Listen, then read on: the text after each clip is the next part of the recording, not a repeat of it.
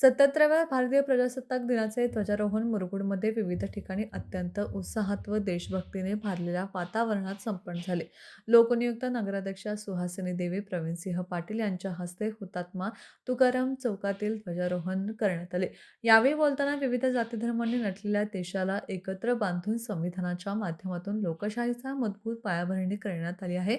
शिवशाहू फुले आंबेडकर यांच्या विचारांवर चालत देश व प्रगतीपथावर आहे असा विश्वास यावेळी व्यक्त केला. मुरगुड नगर परिषदेच्या स्वच्छता जागृती स्वच्छतेचे महत्त्वपूर्ण संदेश देण्यात आला. नगर परिषदेत समोरील ध्वजारोहण उपनगराध्यक्षा श्रीमती रेखा आनंद मांगले यांच्या हस्ते करण्यात आले. हुतात्मा स्मारकामधील ध्वजारोहण विठ्ठल हरिभाऊ भारमल, सुलोचना देवी भालवाडी समोरील ध्वजारोहण नगरसेविका गीतांजली संभाजी अंगज यांच्या हस्ते करण्यात आले. मुख्याधिकारी आतिश वाळुंज यांनी या कार्यक्रमाचे नियोजन केले होते. सर्व कार्यक्रमात नगरसेवक, पदाधिकारी, प्रतिष्ठित नागरिक, शालेय विद्यार्थिनी मोठ्या संख्येने उपस्थित होते. शहरातील संस्था, शासकीय कार्यालये, प्राथमिक, माध्यमिक व उच्च महाविद्यालयातून तेथील प्रमुखांच्या हस्ते ध्वजारोहण करण्यात आले. मुलांना जिलेबी वाटण्यात आली. टीव्ही नेक्स्ट माझ्यासाठी मुरगुडहून सजुरा भाट.